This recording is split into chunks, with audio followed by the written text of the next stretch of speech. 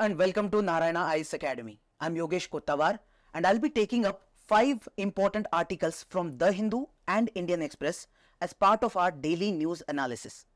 The first article mentioned on page number 11 of The Hindu. It talks about universal basic income. Many scholars in India are discussing whether India can bring in universal basic income for all the Indians.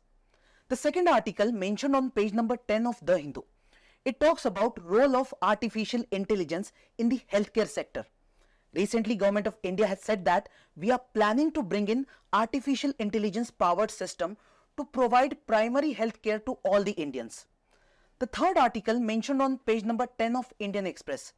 It talks about Mission Mausam, which is important for us to understand weather forecasting and the rainfall pattern in India. The next article mentioned on the science page of The Hindu. It talks about cholera disease. Recently, WHO has given some data related to cholera, so it becomes very important for us to study. And the last article mentioned on page number 9 of Indian Express. It talks about preventive detention. Recently, Supreme Court has cancelled preventive detention of a person from Kerala. So we'll understand what is preventive detention in detail. After this, we'll also discuss some practice questions so that you will have a good idea about what kind of questions can be expected in the examination. So let's get started.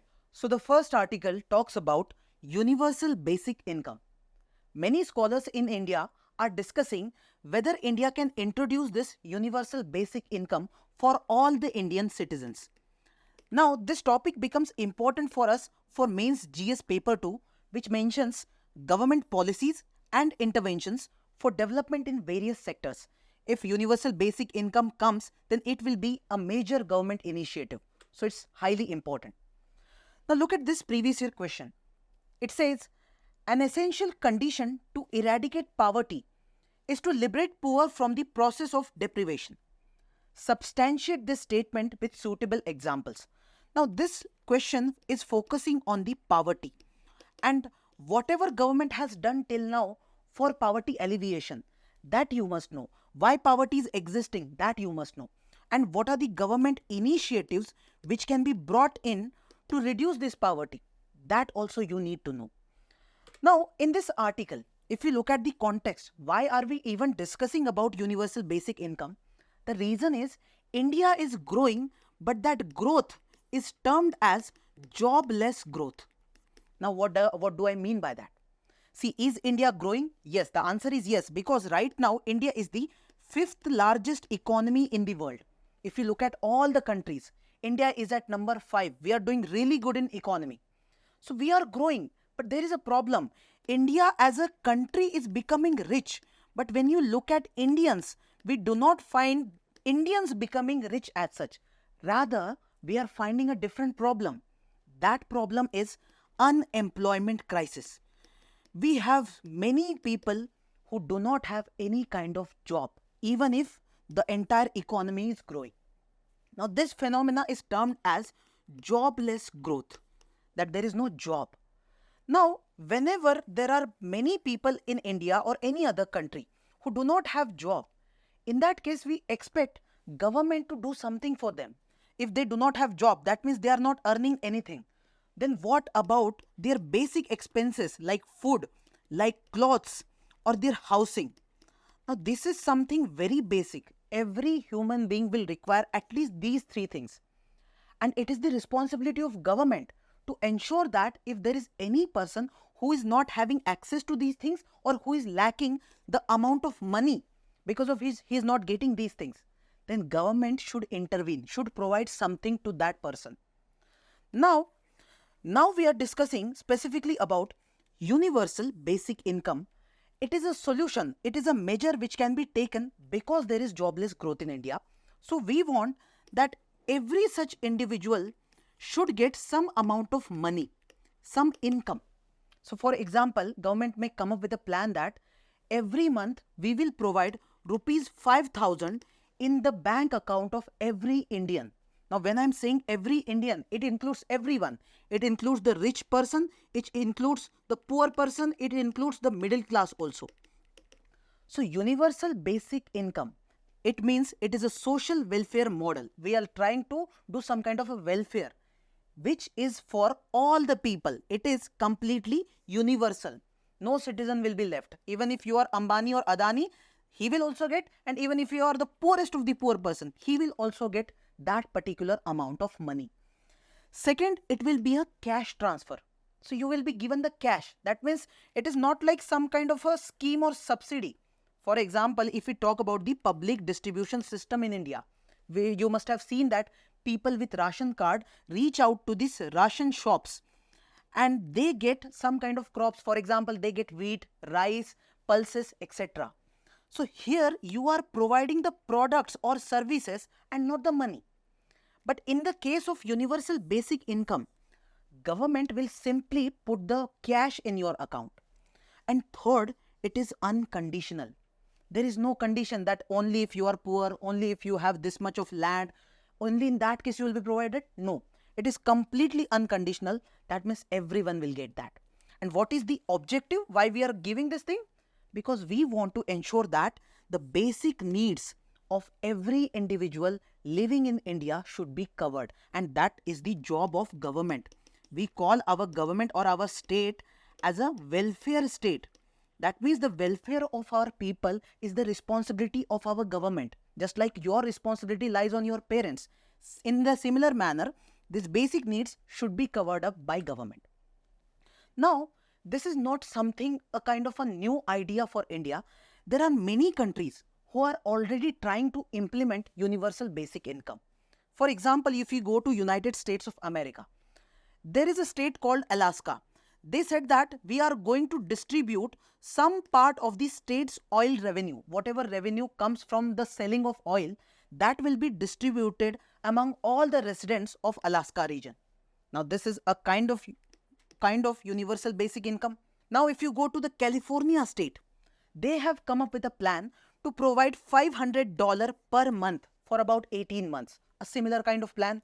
Similar is done by Finland, then Kenya, Brazil, Canada. France is actually trying. They are experimenting. UK, Germany, Scotland, Barcelona, all of these. Now, if you talk about Switzerland, they first thought that we will bring universal basic income. They brought the bill, but the bill could not be passed. It was completely rejected. Why? They said that if you want to give this basic income, where will the money come from? See, government gets the money through the taxation and all those mechanisms that government has. Now, if you want the money to be provided in the form of universal basic income, government needs more taxes and people do not like that taxes to be increased. So here in Switzerland, the bill was defeated in the year 2016. Now, it's not just about Switzerland. If you go to any country, whenever you start debating on this topic of universal basic income, there are two kinds of people. One who support it, one who are completely against it. Let's see the argument of each side. First, those who are supporting it. They say that we have immense poverty in India and removing or alleviating the poverty is the job of government. So government should provide universal basic income. If you look at India, 22% of our population is still living under the poverty line. See, when we use this term poverty line, that means World Bank says if a person is earning less than $2.15 per day, then that person is living in a poverty condition. That person is not even in a condition to ensure that he gets basic food, basic clothes, and basic housing. So here we are saying, if you look at the entire population of India, that is 1.4 billion, 22% is living in this condition. So they need some kind of help or protection from government. So UBI should be there. Then second argument is we can simplify the welfare schemes. Government anyway comes up with several schemes to help these vulnerable populations. So we can actually come up with a single policy. You do not need to give so many schemes. Rather, you can give one single umbrella scheme, which is universal basic income. So if you give a fixed amount, let's say even 5,000 or 6,000 rupees per month you are paying to a person, he will live. He doesn't require any kind of other kind of a scheme. He will be okay with this money. He'll manage. Now, the next argument is economic empowerment and freedom. See, if there is a poor person and he lacks the money required for his own basic needs, In that case, do you expect him to go for building a business? No, he doesn't have, it doesn't even have basic income. How will he go for risk taking initiatives? So in that case, the person will get some freedom just because the person has some kind of an income in his hand. Then work incentive flexibility. See, for example, there is a poor person who got a job and he is working, but the amount of money he gets, he uses in all his basic expenses. But now the job in which he is, the job is very much exploitative. The person is asking him to work for 12 hours a day. When you go to home, you have to work from there also. You will not get any kind of leave. You will not get any kind of break. So he is living in a very tough condition. So if this person thinks that I should change my job instead of living here, it's a good decision, you will say, but he cannot do that. Why? Because as soon as he resigns from this job, he will not have any kind of money. To get another job, you will have to search, you will have to wait. It will be some kind of a transition period. For that period, how will he survive? So because of this, he will not even resign. And this is the reason the exploitation continues. So we are saying, if there is some basic income provided to every individual, this person can at least take the risk of transitioning from this exploitative job to a good job. So that's a good initiative. Secondly, if a person wants to go for further education, let's say a person has taken only 12th class education and he is now in a job. But if he gets at least the basic income, he can leave the job and continue his education, which is a good thing, obviously. Right? Then moving ahead, we can look for financial inclusion and economic stimulus. Now, if government thinks that we will bring universal basic income, that means they are going to put money in your bank account. So those individuals who do not have any bank account till now, maybe there are many people in rural areas, they don't have the bank account. So they will open the bank account. They will start using different financial services. So they will be connected with the financial aspect of the economy. So we will call it financial inclusion. People are included in the financial decisions or financial sector. Then economy is getting stimulated. How? In the rural area, you see, hardly there is any economic activity going on. Apart from agriculture, there is no industry over there. There is no IT sector in rural area. So if you want to boost the economy of rural area, you need some kind of a stimulus. That stimulus can be brought in this way, that if you provide universal basic income to people, people will get some amount of money. They can collaborate or they can use this money to go for some initiatives or some business activities. Even if those business activities are smaller, they will start some kind of economic activity in rural area. So rural economy or rural development is a good aspect of universal basic income. Now, the other side, those who say that we should not bring this universal basic income, what do they say? They say, sir, how are you going to bring the money which you are going to distribute using this universal basic income?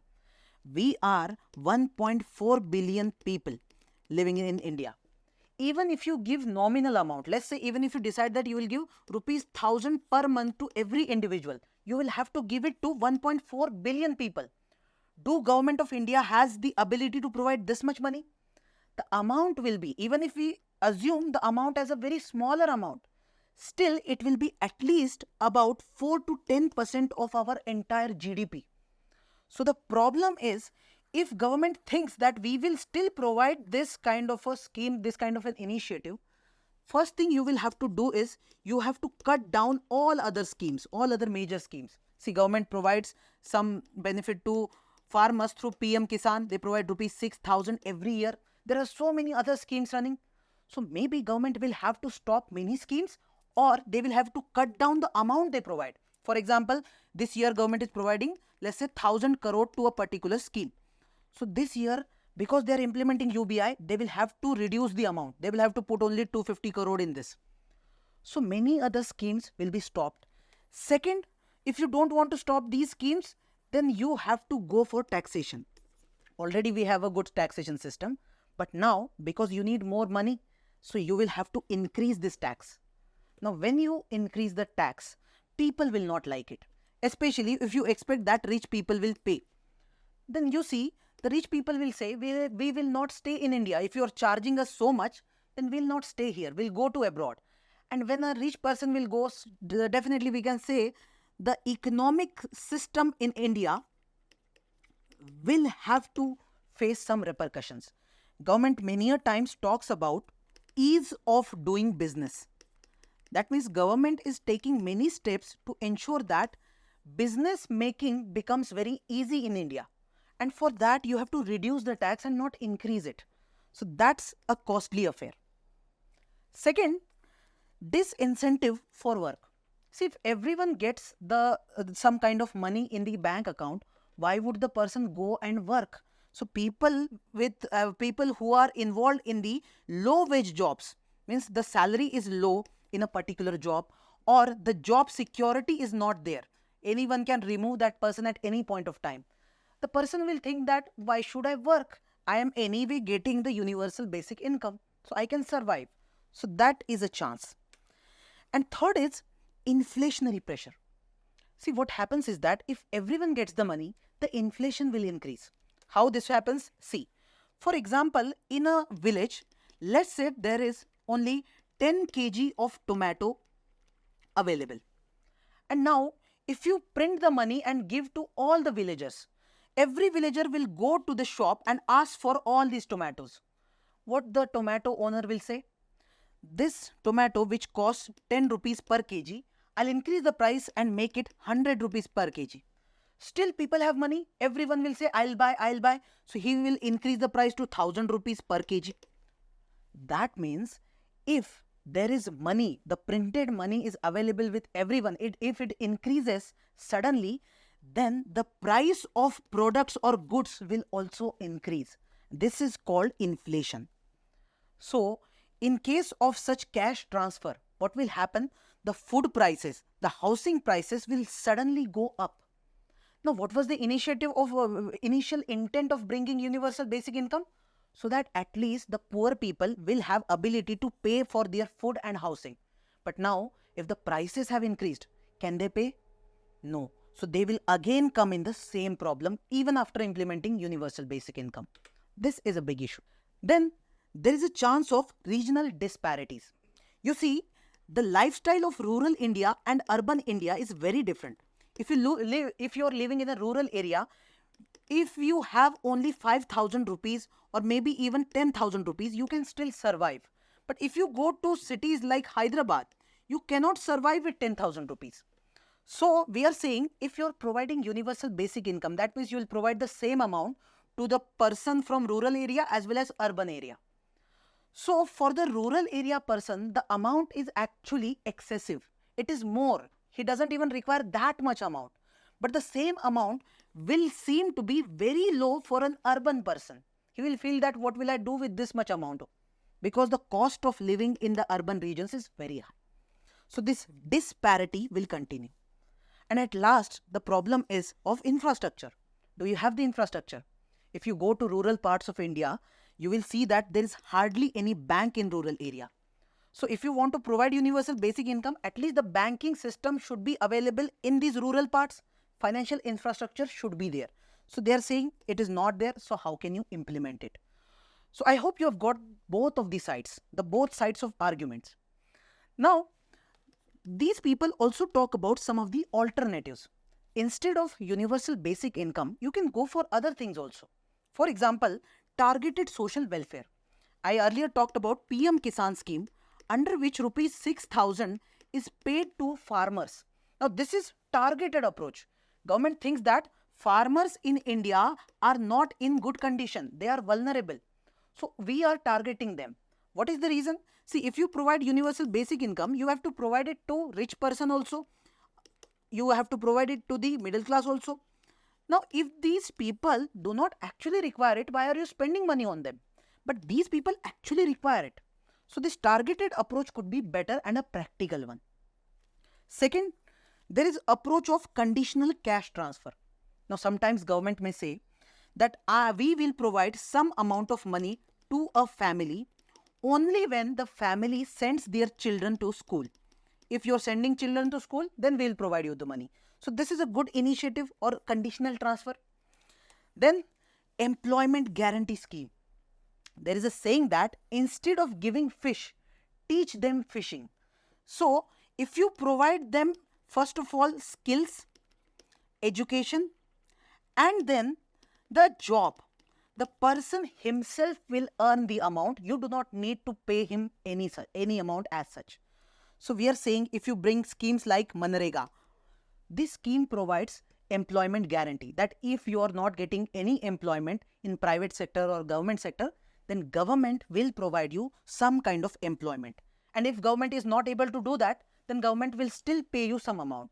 So this kind of schemes can be brought in. So people will also work. Then at last, fourth option is universal basic service. We were talking about universal basic income. Money will be paid.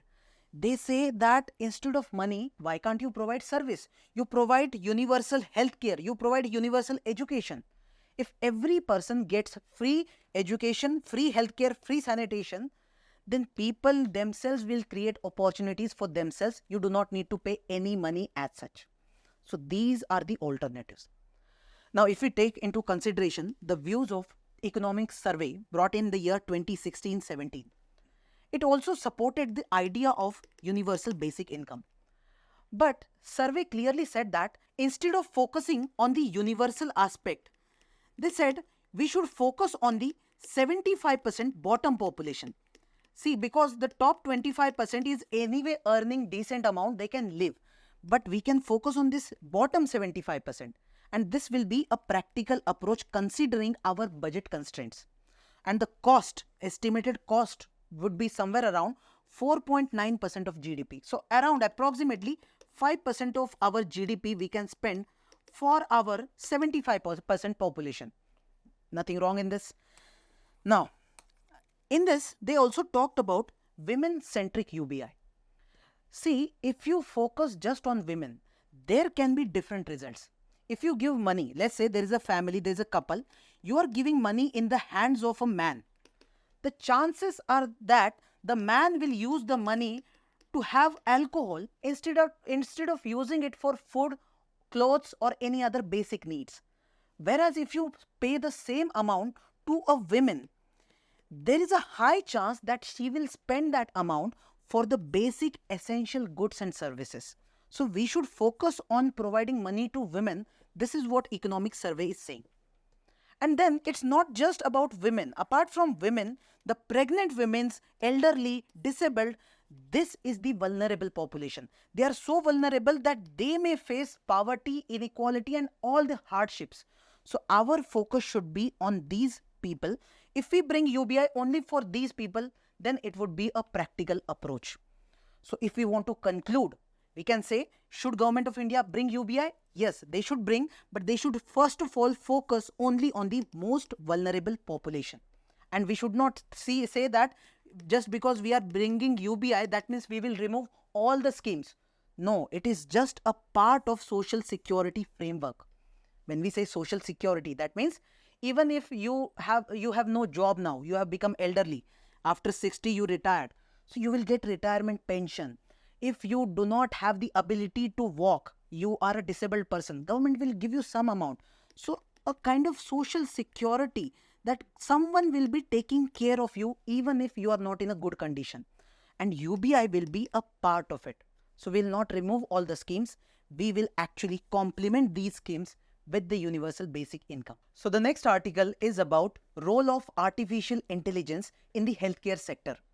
The Government of India is thinking about increasing the role of artificial intelligence as a technology in the healthcare sector of India. Specifically, they are talking about primary healthcare sector. So we will understand this role in detail. This topic becomes important for GS Paper 2, which talks about health, and GS Paper 3, which talks about technologies, specifically the emerging technologies, and AI is one of them. Now look at this previous year question. It says, with the present state of development, artificial intelligence can effectively do which of the following?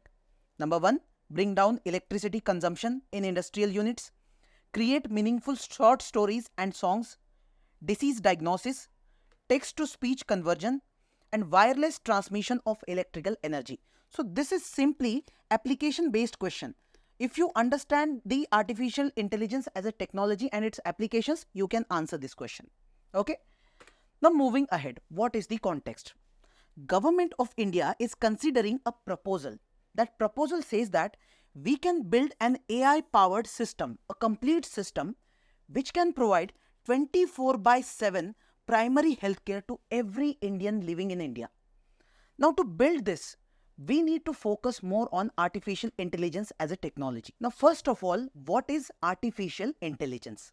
We can understand the intelligence part of it first. Whenever we use the term intelligence, we associate it with human beings.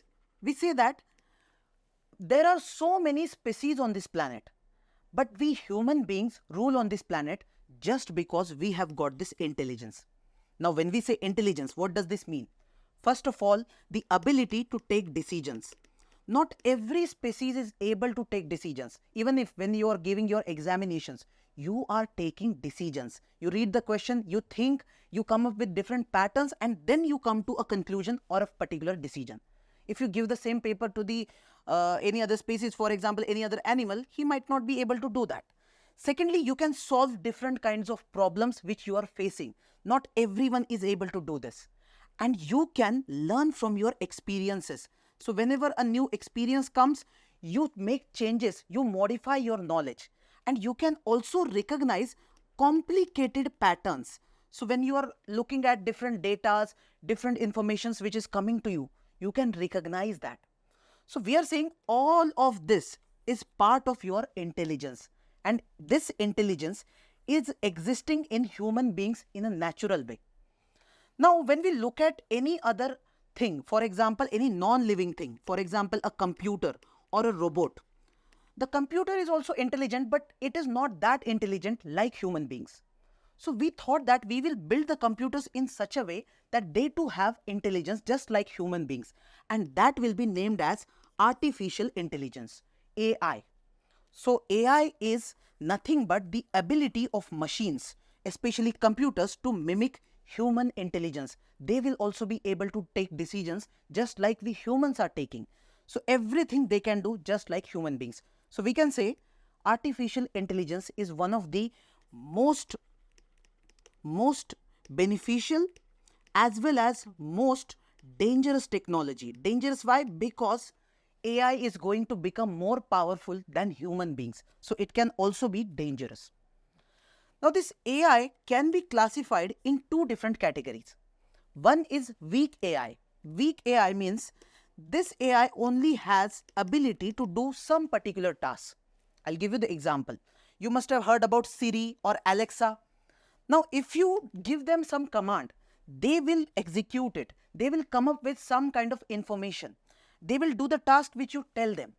So this is a narrow AI or weak AI. It does not have all the abilities of human beings, but it is way better than a normal computer. Even we can talk about facial recognition technology. Now you must have heard about this technology being used in China. What it does, it uses cameras and it recognizes your face. From your face, it will understand who this person is. It will recognize everything about that person. Now this is artificial intelligence, but I am saying it is a weaker one. We will call an AI as a strong one or the general artificial intelligence when it has equivalent ability just like human beings. So for example, if you build a robot and if that robot is capable of doing everything that a human being is doing, then that will be called a strong AI robot. Clear? So these are the two categories. Now AI as a technology can be used in multiple sectors. You can use it in the automobiles. For example, you have a car. You can build a self-driving car. So this is possible with AI technology. You can use it in manufacturing. Right now, whatever manufacturing we are doing, they can do it on their own. We do not need to do anything. We design the product. You do not need to do that. The computer will take care of it. Then you can go for gaming. You can go for government sectors. You can go for healthcare, finance, education, business. So there are so many sectors in which artificial intelligence can be used. Now, in this article, we are going to focus specifically on this healthcare sector. Now, when we look at healthcare, The major focus lies on the disease diagnosis. See, if you have any kind of problem, you reach out to the doctor and doctor starts doing the diagnosis. So what doctor will do? He will ask you multiple questions. What have you eaten? What were you doing? Everything. And from all these records or all these datas, he will try to come to a conclusion that this person has this particular disease. And this is called diagnosis. Now, if you look at artificial intelligence, we are saying that AI can do this task even better than a doctor, because doctor will ask 3, 4, 5 questions. The AI can get all the information related to that patient. For example, if that patient's father has some kind of a disease, for example, asthma, AI already knows that. The AI will also know that this person has been eating something since last 20 years, even if the person is not telling. The data is already there. So in that case, we are saying it is better than a doctor when it comes to disease diagnosis. Then secondary, personalized treatment plans. Now, when a disease has been diagnosed, what will doctor do? He will prescribe some kind of a treatment to you, a therapy or treatment. Now, he has used all the knowledge he has gained from his medical field and used it to provide you this kind of prescription. Now, look at AI. If a doctor can read 50 books, AI can read thousands and lakhs of books. It will have that much data. So, we are saying it can even work better when it comes to this treatment plans, and a better plan than a doctor can be provided over here. Third, we are talking about medical imaging. So you must have done your X-rays or MRIs or CT scans. Those CT scans, that data is used by the doctor to understand the exact problem in your maybe for example your bones. So even if doctor is physically checking that, the AI can check the micro details better than the doctor. So even there are different patterns, there are different mechanisms in your body that could be understood better by artificial intelligence. Then fourth, AI virtual assistants. Now you must have seen there are many customer care websites on which there is a chat box. That chat box is run by artificial intelligence. You can ask any question to that chat box and it will provide you instant answers. Now when it comes to medical field or healthcare sector, you can provide a 24/7 available virtual assistant. So even if in India we do not have many doctors available, still AI can provide you at least basic information, basic prescriptions, and it will be available 24/7. A very good thing. Then moving ahead, we are concerned about this drug discovery. See, if you remember when COVID-19 came, we waited for a long time for the vaccines to be developed or some kind of drugs to be provided. Now, the discovery of these drugs or the development of these vaccines, it is a complex phenomena that requires lot of efforts, and most of that work can be done by artificial intelligence. Why? Because you see, this kind of work requires you to deal with lot of data. The data set will be very large. If human beings start doing it, then in that case the time required will be very high. Maybe humans are not capable of studying all those data in one go, but artificial intelligence can do that. So we are saying the discovery of drug will become very easy. Next, remote patient monitoring. See, there is a chance that the doctor is living in the city of Hyderabad, and let's say the patient is living in a particular village which is very far from Hyderabad. In that case, if doctor wants to monitor what is happening with his patient, he can get the real-time data. Real-time means what is happening right now. This real-time data related to his heartbeats, what is the heart rate, what is the blood pressure, what is the sleep pattern, everything. He does not even need to ask the patient. Automatically, he will get that data through artificial intelligence. So we'll call it a very good system. Then there is robotics in surgery. See, whenever doctors go for surgery, they are doing it physically. They are making some changes in your body or organs. Now here, if we have robots, those robots, if they can do it more precisely than doctors, we can say that the surgeries will be more or less successful in 99 or maybe 100% terms. So this is a good thing. So if you can now imagine, there is role of AI in healthcare sector and we can actually build a good healthcare sector with this AI technology. Now, we have some international examples which show that many countries are showing interest in bringing AI in the healthcare sector. Just to give you an example, in Israel, they have this company called Zebra Medical Vision. This company detects diseases in the medical imaging. So we talked about that CT scan, MRI, all that. It uses that data and detects the disease automatically. No need of any doctor as such. Then if you go to Germany, there is this application called Ada Health. This application provides medical advice. What it does, it will use entire history of your medical data. So maybe when you were of 1 year child, that time what kind of diseases you had, what was your health, what was your weight, everything, and the data till present time, everything will be used, and using that it will provide you some kind of advice related to your health. So these are good examples, and there are many more such examples on international flora. Now, if we talk about the current state of artificial intelligence in India's healthcare, what is the current status? So first thing, India is now thinking about becoming a leader in the healthcare sector and specifically bringing AI technology in healthcare sector. See, if you look at all the developing countries, India usually becomes the leader of these developing countries. And here, if you look at the role of AI, you can say at least $25 to $35 billion will be added in our GDP by year 2025 if we start using artificial intelligence in the healthcare sector. So we can say even our economy will be boosted parallel to our healthcare sector. Now, even we too have so many startups which are already using this AI technology. For example, this Healthify Me. This particular company, they provide personalized assistance related to your diet plan. What should you eat, what kind of fitness information you require, that will be provided by them. Then there is this Niramai. Niramai provides the detection of breast cancer in the early stage. So these are just two examples. There are many such startups emerging in India which are using AI in the healthcare sector.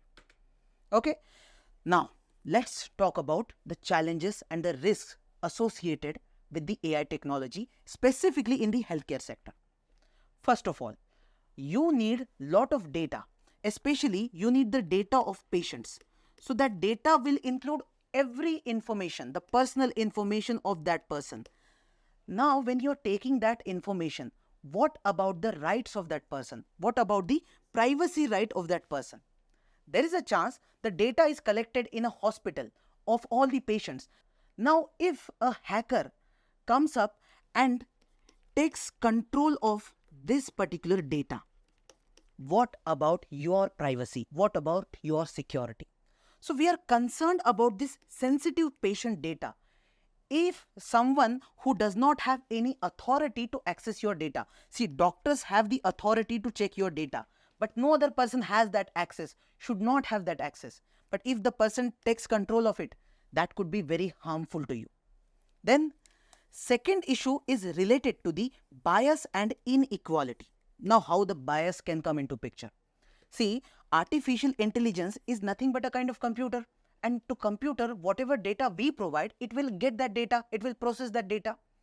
Now see, if all the data which is being provided to artificial intelligence comes from the Western countries or specifically USA, let's say, and because there is white people majority or white people are giving data to artificial intelligence, there is a chance that these white people, if they have some kind of biases towards black people, then you will see even this artificial intelligence will develop some kind of biases towards black people. Whenever it gives information, it will also give information in such a manner which shows some kind of discrimination towards these people. So that is a chance. Then there is lack of transparency when it comes to decision making. See, the one thing that differentiates AI from any other technology is its ability to take decisions. And now the problem is that we do not know how AI actually takes decisions. See, we humans take decisions and we know how we are actually thinking. For example, when you are giving the test, you read the question, You think in a particular manner and then come to a conclusion that this is the answer. There is a fixed process of thinking over there. But how AI is doing, we don't know. So let's say, for example, there was a movie called Student of the Year, in which the student does not know the answer. So what he does, he just think about any option and marks it as the answer. So most of the time you to do that. So here we are saying if artificial intelligence is also doing the similar kind of thing, and we do not know how this particular technology decides how its decision making process actually works, then that is not a good thing, we are saying. Then moving ahead, in case this decision of AI goes wrong, who will be responsible? In case you have used this AI and you are going for a surgery of a patient, and because of a wrong decision made by artificial intelligence, the patient died, then who will be responsible? That's a questionable thing, right? Then moving ahead, we can talk about regulatory challenges. See, in India, we have different laws, different regulations for everything, almost everything. But artificial intelligence is an emerging technology. So right now, whatever laws and regulations we have, they are not well equipped to manage all the challenges that we are facing from artificial intelligence. So we are seeing we need to actually either update our laws or come up with new laws. Then there are some challenges with the integration of artificial intelligence. See, we are saying that we will integrate, we'll use the AI in our healthcare sector. But healthcare sector is already there. The machines that are being used, those machines are already there in our healthcare sector, or we can say in the private hospitals. Now, are you going to remove all those machines and bring artificial intelligence into it, or you are going to integrate it? How will you integrate if that software is not able to, or it is not compatible with artificial intelligence? So all these challenges are there. And at last, the major challenge is over dependence on artificial intelligence. If doctors start depending on AI for every information, then what's the use of a doctor? And secondly, how can you rely on a machine? Who is more superior when it comes to intelligence, whether it is human brain, human judgment, or it is the artificial intelligence? So this is a big question or a big challenge. Now, when we know all of these challenges, all of these risks, we can come up with some solutions, at least some way forward. First would be, we need to provide a robust regulatory framework. We said that our laws are not enough. So let's come up with a big framework, not just at the national level. See, I'm saying in India, we do not have much laws, but on the international level also, we do not have much laws as such to regulate artificial intelligence. So this is the first step we need to take. Second, there is issue of this bias. So what we can do, we can provide diverse data to this artificial intelligence. If the data comes to it only from USA, then there is a chance that it will be biased. But the data comes from all the parts of the world. It comes from Namibia also, from India also, from Australia also. In that case, we can say that the data will be very much diverse and the quality of this AI will be very much reliable. It will not have any kind of bias. Then moving ahead, if we talk about the human oversight, we can say that, see, AI should not replace human brains or human intelligence. It should complement it. So doctors should make use of artificial intelligence to make their work better. They should not completely rely on it. They should make use of it. Human oversight should always be there. So upper hand should be there only with the human beings. Okay?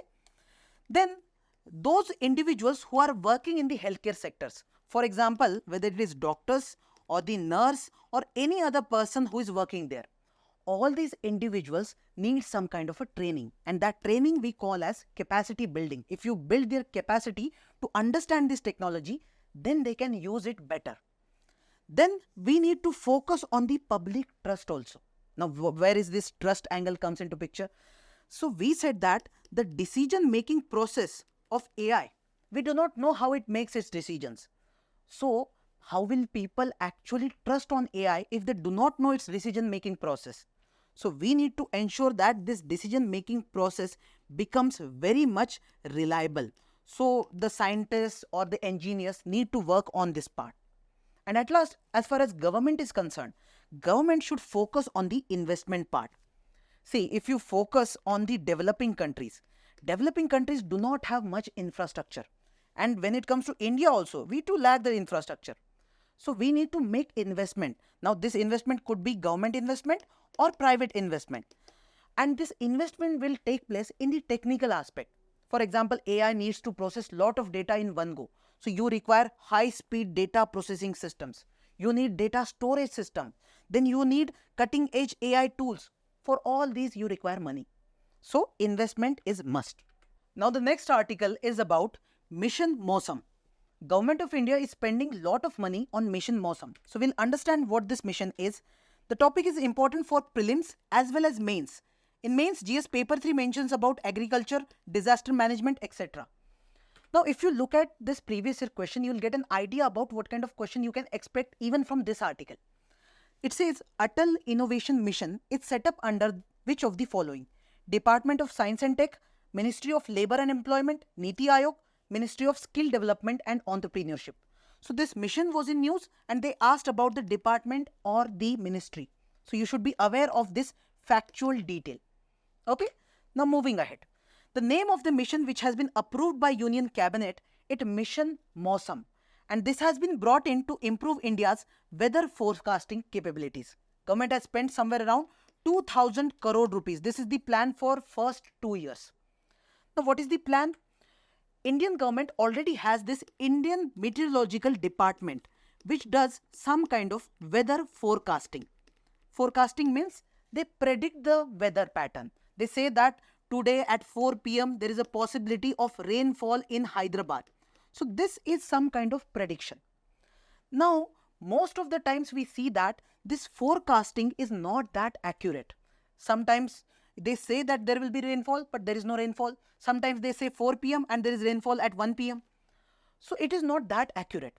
So now government is saying, we will provide money, we will put our budget in ensuring that the system becomes highly accurate.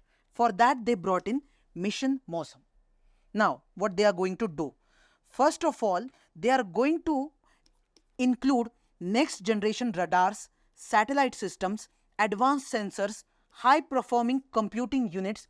All of these technical things will be brought in. Here, they will also make use of artificial intelligence, machine learning, and all these things. Everything will be used to ensure that the prediction becomes very much accurate. Now, the funding for all of this is coming from Ministry of Earth Science. And while implementing, they also require 3 different agencies. One is Indian Meteorological Department, IMD. Second, Indian Institute of Tropical Meteorology, Pune. And third, National Center for Medium Range Weather Forecasting, Noida. Now, when they all will work together, first of all, the accuracy will certainly be increased. Second, the alerts and warning system will also become better. See, for example, if there is a possibility of an extreme event, for example, there is a possibility of a heat wave or a storm or a cyclone, and if we have an accurate data related to the timing or the things that are happening, in that case, government can take actions in a right manner. If there is a possibility of tsunami, government will already take some actions which will ensure that the disaster management is done in an effective manner. So that can be done. Moreover, government is saying that we will also manage the rainfall. If there is excessive or very high rainfall in a particular region, we'll try to reduce it. And if there is very low rainfall in a particular region, we will increase it. All this will be done to manage the rainfall throughout India. Okay. Now, if you look at the significance of this mission, if you talk about agriculture sector, if you already know what will be the climate, what will be the weather condition, you will ensure that you are going to harvest your crops earlier. If you know that there will be a rainfall, you'll do it earlier. As far as disaster management is concerned, the management becomes better and the authorities, especially the bureaucracy, can work in effective manner. Third, there are many other sectors wherein this prediction becomes important. For example, if you talk about tourism, a tourist is going to a particular location and the person already knows what kind of weather condition will there be at that particular time. So he'll take actions accordingly. If you talk about defense also, if we are going to attack Pakistan or China at a particular location, we already know the weather of that particular area for some time. We can take actions accordingly. So in all these sectors, aviation, water resource, power, shipping, transport, energy, health, in all of these we can say this mission Mosam will be very much important. So the next article is about a disease called cholera. This cholera is in news because WHO has recently published data related to cholera cases. Now we need to understand the factual part related to cholera. Why? Because in the prelims, most of the time UPSC asks factual data related to diseases. For example, look at this previous year question. It says, in tropical regions, Zika virus disease is transmitted by the same mosquito that transmits dengue. Second, sexual transmission of Zika virus disease is possible. So, highly factual content, and you must be aware of it. Now, what is cholera as a disease? Cholera is a waterborne disease. Waterborne means when you drink a contaminated water because of which you are getting that disease. You have some water available. That water is contaminated with some microorganisms. Now these microorganisms, these can include virus, bacteria, protozoa, etc. Now if you remember COVID-19, that was caused by virus. But in case of cholera, it is caused by bacteria. But the bacteria does not come directly. It will come through the route of water. Now, how does this water becomes contaminated? Because of poor sewage treatment in India or any other country. See, if you have rivers which are polluted, and those are polluted because of the sewages. Sewage means, let's say for example, you are cooking, you are having your bathroom at your home, and that water also goes to these river waters. Then this entire river water also gets polluted, and this sewage was not at all treated. You should have treated it earlier. Now, if you look at cholera, just like COVID-19, it has also different variants. COVID, for example, if you remember, we used to say that this Delta variant of COVID is causing more deaths.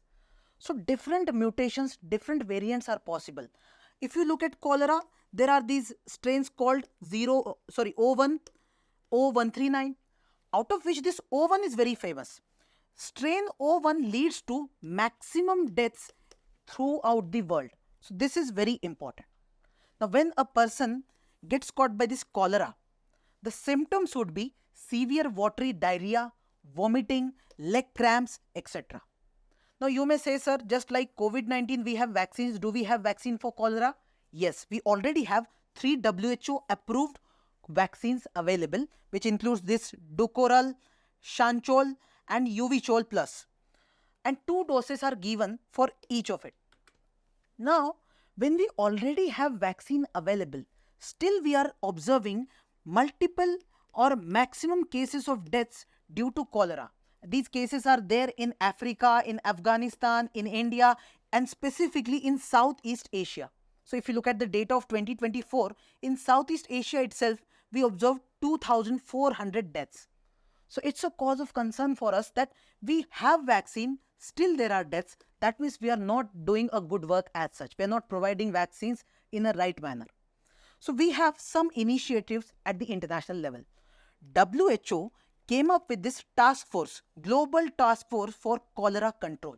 They also brought in a global roadmap, a strategy document in which some steps were given which has to be taken care of by the national governments. And the aim was to reduce cholera deaths by 90% by 2030. So we are hopeful that by 2030, we will reduce the deaths by 90%. So the next article is about preventive detention. Recently, a person from Kerala who was arrested and detained by the Kerala Police Authority, he has been given some relief by the Supreme Court by cancelling the detention order of the government. So in this article, we will know under which act Kerala authorities detained this person, and secondly, what is Article 22 of the Constitution, which specifically talks about detention in India. Now this topic becomes important for prelims as well as mains. Mains GS paper 2 talks about Indian Constitution and its significant provisions, and Article 22 is a significant provision. Now look at this previous year question. It says, right to privacy is protected under which article of the Constitution of India? Article 15, 19, 21, 29. So very direct and very easy question which you can attempt. Now moving forward, we are talking about this case wherein a person from Kerala, his name is Appi Cyril Kochu Mohammad Shaji. Mr. Shaji was arrested by police authorities of Kerala. Under which act? The act name is Conservation of Foreign Exchange and Prevention of Smuggling Activities Act 1974. Now let's go to the basics. First of all, what is foreign exchange? Foreign exchange means trade of currencies. So we have our currency as rupees, then there is dollars, then there is euro, many other currencies are there. And internationally, we trade those currencies. We sell dollar, we sell rupees. So you must have heard that $1 is equal to 80 rupees or something. So this is happening. These rates are being decided by the foreign exchanges. So this foreign exchange is a normal thing. Now, the foreign exchange or the trade of these currencies can be done only by the authorized agencies. If a person or an organization is allowed to do this foreign exchange, they can do it. But if you do not have the permission from government and you are doing it illegally, then that is a questionable thing. Okay? Now, second is smuggling. What is smuggling? When you move a good, let's say for example, you are moving drugs. You have brought drugs from Pakistan and you have brought in India. This is nothing but smuggling. So movement of goods from one place to another, specifically one country to another country, is considered as smuggling. Okay? And if you are not allowed, you are not permitted. For example, drugs are banned in India. And if you are bringing drugs, that means it is an illegal activity. So whenever a person is doing any kind of illegal activity related to foreign exchange or related to smuggling, then for them this act has been made, which is Conservation of Foreign Exchange and Prevention of Smuggling Activities Act. What does this act say? If you have done such illegal activity, in that case you can be detained. That detention is preventive detention. That means you can be arrested by authorities and put in the jail for 1 year without any trial. See, when the authorities arrest you, there are two types of detention. When we use the term detention, means simply putting you in the custody of the police officers. So you are under custody of police. This is detention. Now, this detention is of two types. One is punitive detention. Punitive means if you have done some kind of a crime, after doing that crime, police will come and take you. So simply you have done a murder. In that case, police will take you under their custody. This is punitive detention. And second is preventive detention. Preventive means even if you have not done any crime, but police authorities feel that there is a possibility that this person may do some kind of a crime. So on this feeling or some kind of an evidence that this person has a history of doing crimes, the police authorities will come and arrest you. This is called preventive detention. Now, when it comes to this particular act, this act is talking about preventive detention. Means only if police feels that you can do a crime related to this thing, they can come and arrest you, and this arrest will be for almost 1 year. You will not be tried. That means there will not be any trial in the court. Usually if you do a crime, police will take you and then the trial will be there in the court of law. But in case of preventive detention for 1 year, even without any trial, you can be kept in the custody of police. Okay? So these are very strong or stringent provisions made in the law. Now, if you look at Article 22, this is very important. Article 22 provides you a fundamental right related to detentions. It says that if any person in India is getting arrested, in that case, the grounds of arrest has to be communicated to that person. That means if you are being arrested, the police will have to tell you why they are arresting you. The information has to be given. Second, you should be allowed to consult a legal practitioner. That means you have every right to get a lawyer who will represent you in the court of law. Third, you should be brought before the magistrate in 24 hours. you are arrested, then within 24 hours, the policeman has to ensure that you are taken into the court in front of this magistrate. And this 24 hours does not include the travel time. Travel time is not part of it. Now, once it reaches to this magistrate, then the magistrate will decide whether to increase this detention period or not over here. Now, there is clause 3 given in the article 22. It says all these clause 1 and 2 will not be applicable to enemy aliens. Now, who are enemy aliens? So, any person who belongs to an enemy country is an enemy alien. For example, anyone who belongs to Pakistan. These rights are not given to any Pakistani as such. Second, persons detained under preventive detention laws. So, look at this thing. All these things, all these rights are only to those who have been detained under punitive detention laws. Punitive detention means you did a crime, after that you will get all of this. But if authorities are preventively detaining you, they are just thinking that you may do a crime and there is a law which allows them to do that. In that case, they can do it and this is not applicable. You will not get these rights. Moving ahead, there is clause number 4. It says that this detention can be for 3 months. After 3 months, if you want to extend it, in that case, the policeman will have to reach out to advisory board. Now, what is advisory board? It will consist of some judges of High Court or who are qualified to become judges of High Court. Such advisory board will check all the details and they will tell whether we are going to extend it or not. If they extend it, then it can be extended for a longer period. Now here there is a section which clearly mentions that Parliament has the authority to provide for the period. That means even if advisory board is deciding, the Parliament has power to decide on how much should be the time period. Means a person, if you are detaining a person, what should be the time frame? It should be 3 months or it should be 6 months or 2 years, whatever it is. It should be decided by Parliament. If there is a law which provides for 2 years of detention, then that will be applicable and not the thoughts of advisory board. Okay. Now, clause 5. Clause 5 says, when a person is detained under preventive detention laws, the grounds of detention should be provided, should be communicated. Earliest opportunity should be provided for representation. Whatever we talked about in the clause 1 and clause 2, similar rights are also given for preventive detention.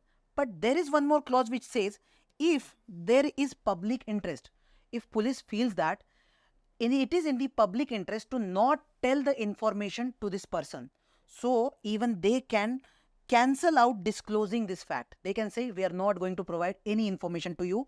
We are not going to provide even any lawyer to you. So such stringent provision is available. And eventually it all depends on Parliament, because why we said that everything is decided by Parliament. Parliament will bring the law related to preventive detention. Okay, I hope you got the idea about provisions. Now, what has happened in the recent case, the Kerala case?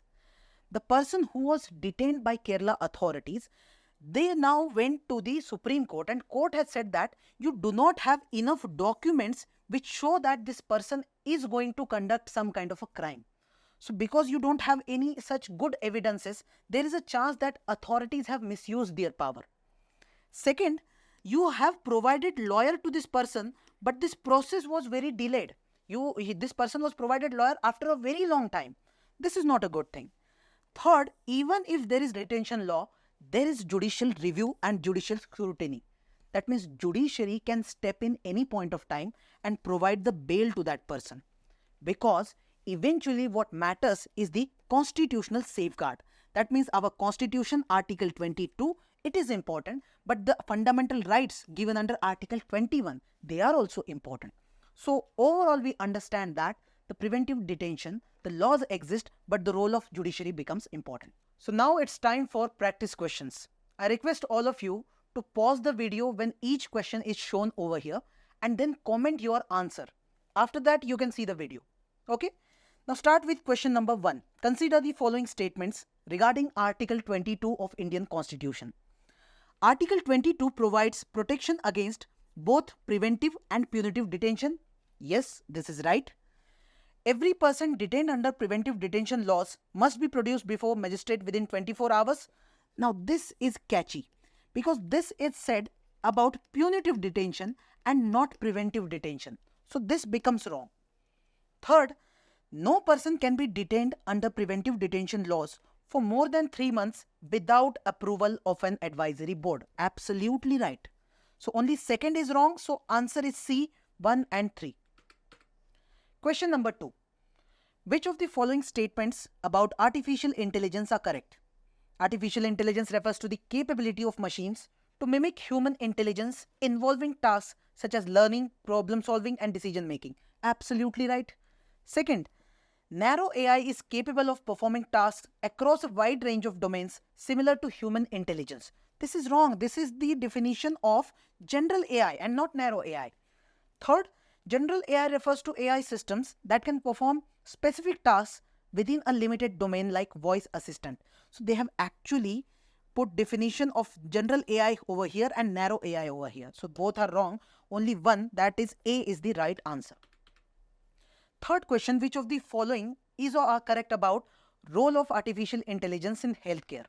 First, AI helps in disease diagnosis by analyzing large data sets from patient records, symptoms and genetic information to predict potential health risk.